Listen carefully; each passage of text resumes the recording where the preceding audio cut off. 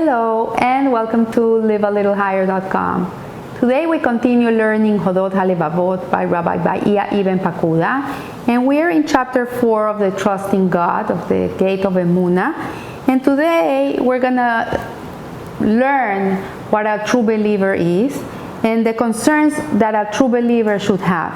So it says, Rabbi Pakuda, that there's two kinds of beliefs that we are obliged to have with our Creator, and those of this world and those of the world to come. Those of this world can be divided into two parts. Worldly matters for the benefit, one is for the benefit of this world, and the second one is for the benefit of the world to come.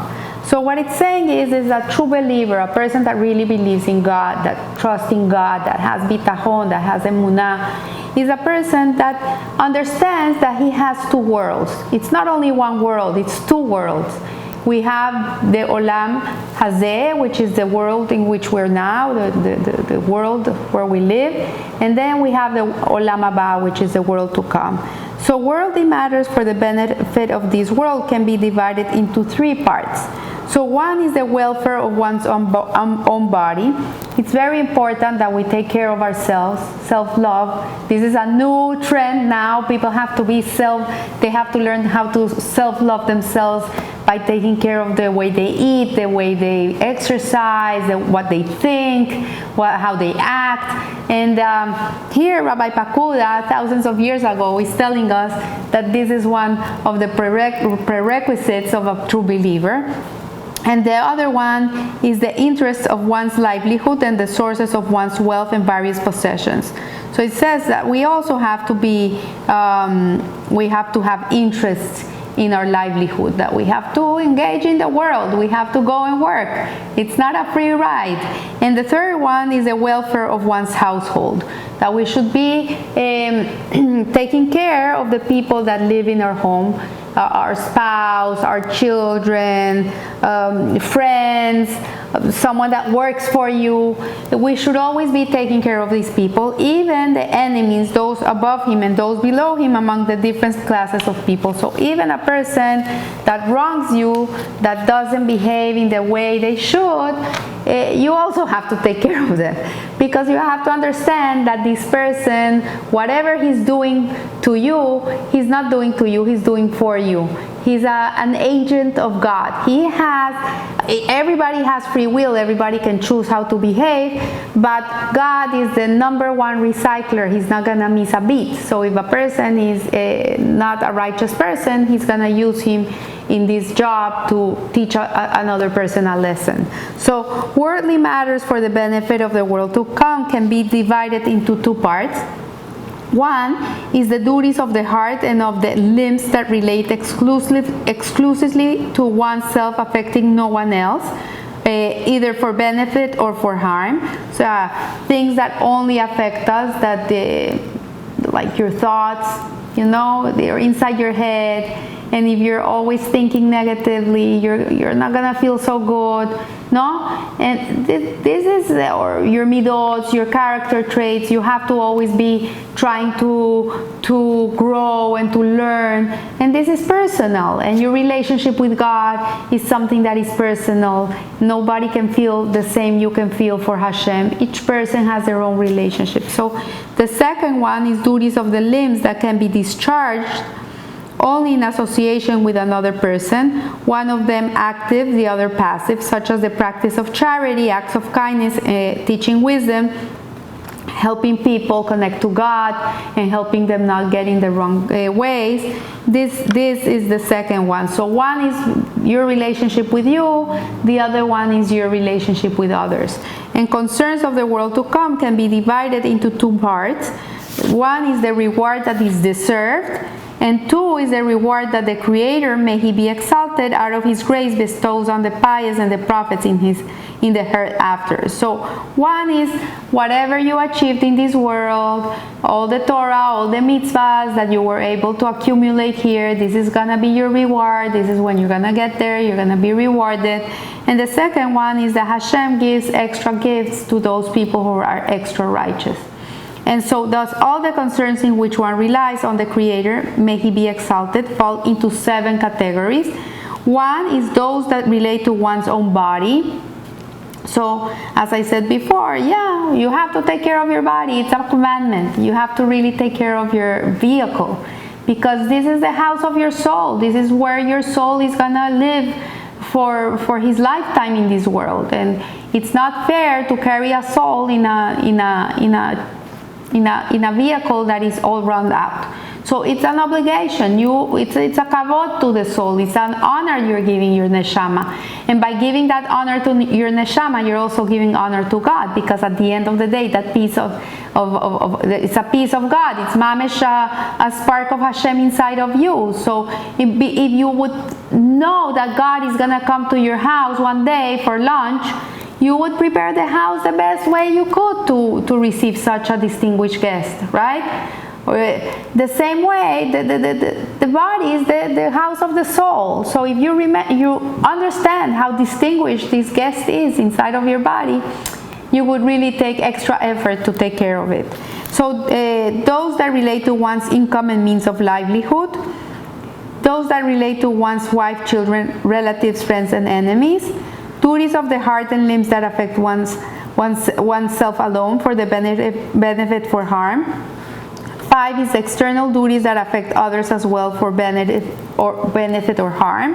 And reward in the world to come in accordance with one's conduct in this world. And number 7, reward in the world to come, which the Creator, may He be exalted, will bestow out of grace. So he's repeating himself here, how important it is that we take care of all these 7 areas in our lives. Some are internal, some are external, and we have to understand that everything is predetermined by God. There's nothing that happens in this world that Hashem is not behind it. And so let us take up this first group, the concerns of a man's own body, namely his life and death, and his maintenance, food, clothing, and shelter, his health and illness, his qualities. So we know that we're born in one day, and we're given a certain amount of time in this world. There's certain cases, very rarely, where a person can prolong his life or he can cut it short. But in general, we are born a certain day and we're exit a certain day. You know, have you ever been in a cruise? It's very funny. You come in and they're expecting you, and they give you drinks, and they give you a nice meal. You're received with a lot of enthusiasm. But what happens the last night you're in the ship? They make you pack your bags, they make you put them outside the door, and by 6 o'clock in the morning you have to be out. So this is what it is. You come into this world, Mazel Tov, they're expecting you, everybody's so excited, and you're living in this world, but then the day you have to leave, you have to leave. There's nothing you can do. We're not going to be here forever. And it says here that it's already predetermined by Hashem. We have no control over that. But we can control the quality of the life we're going to have. If you're going to be a healthy person, you're going to feel much better while in this world than if you're smoking your life out and you're partying every night and you're eating all types of things that make you fat. So it does have an effect on you, and you have control over that. You can control that. So it says here that God, may He be exalted, one should realize that in these matters one can attain only what has been determined by the Creator to be most fitting for his situation in this world and the next, and for his ultimate good, that the Creator governance of him in all this is absolute. So we have to understand that if we are coming to this world and we have to suffer from a certain illness, God forbid, or a certain discapacity, or learning deficiency, or whatever a person has to go through in this life, it's predetermined by Hashem. There's nothing you can do. It's the package that was given to you for your purpose in this world, so you can fulfill the purpose for which you were created. It's just as one's life and death, illness and health are not in the power of the creatures, neither are his livelihood and the maintenance, clothing, and other bodily concerns under their control. So what it's telling us here, Rabbi Pakuda, is that in the area of our health and our life and death, illness and health, it's predetermined. There's nothing that we can do about it, but we can work on having healthy habits, on taking care of ourselves, and that's where we do have the free will. And at the same time, in the livelihood also, whatever is going to be allotted to us is going to be allotted to us, but we have to work.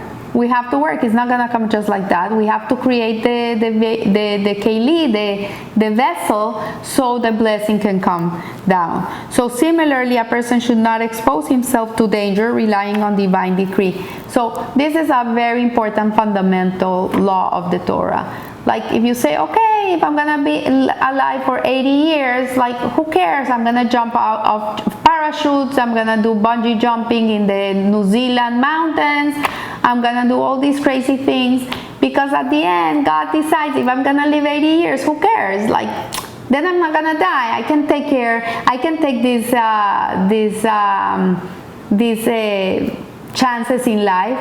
But here Rabbi Pekudah tells us to be very cautious by this, that we have to really take care of our lives. It's a commandment. We have to be careful.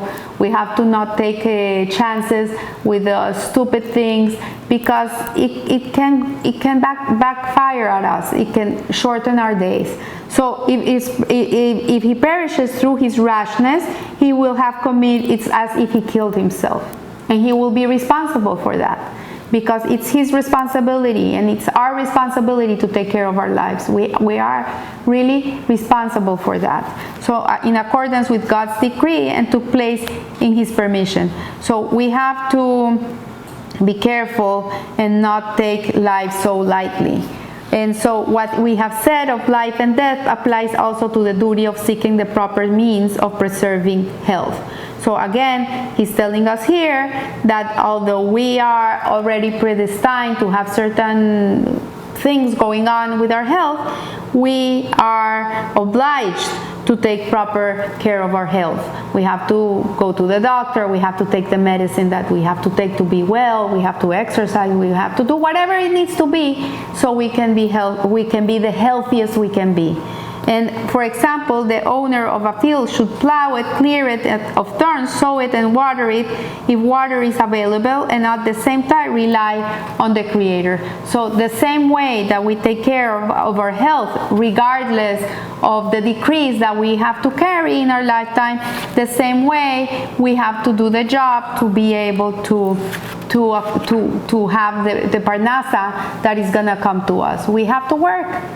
We have to work. We're not going to sit in a chair in the sun drinking a piña colada and expect that the paycheck for the month is going to come. This is the way in which the world is fashioned. This is the system. So we have to remember who gave us the sustenance after he had exerted himself and did not allow his toil and trouble to be in vain. So we have to realize that we have to be grateful for the brachas, for the blessings that come to us, and that our work really is not in vain. You know, sometimes you feel that you work, and you don't get what you want, what you deserve. I remember with my kids when they used to study for hours for a test, or me for a test on chemistry, and when I would get to school and take the test, I would fail because my head is not a scientific head, and it was very hard for me. And you can become very discouraged because you try, and you fail. But at the end of the day, what Rabbi Pekudah is telling us is that we have to put the effort. We have to do what we have to do, and the outcome is in Hashem's hands. So one of the pious said, I am amazed by one who, after giving to his fellow what the Creator has decreed shall belong to the later, that reminds the later of the great favor he has done for him, and expects to be thanked for this. I am even more amazed by one who receives his livelihood from another person who is bound to provide it to him, and yet the recipient humbles himself before the provider, compliments him, and praises him. So if a man fails to secure a livelihood by the means he has employed, the reason may be that he already has in his possession provisions for that day, or that it will come to him throughout other means. So what it's saying is that we have to be grateful for what we have, and sometimes we feel that we didn't get what we needed, but if we really look really deep inside of us, we're gonna see that we have exactly what we need. So whatever the case, one should engage in the means to a livelihood and not be lax. We should not be lazy in pursuing them, and we should trust in God that He will not abandon us. We should always know that God is with us. You know, when you feel the Hashgacha practice, the divine intervention in your life, the more you're going to see it, the more you're going to rely on Him. So this applies also to health and illness. A person should place his trust in the Creator in this regard while seeking continued health through natural means. And when a person trusts in God, He will cure him of his illness by natural means or without such means. So when we really put our trust in Hashem, but we do what has to be done, and we really rely on Him, then the miracles can come to us. So I leave you here. I wish you a blessed week, and remember, live a little higher. Thank you.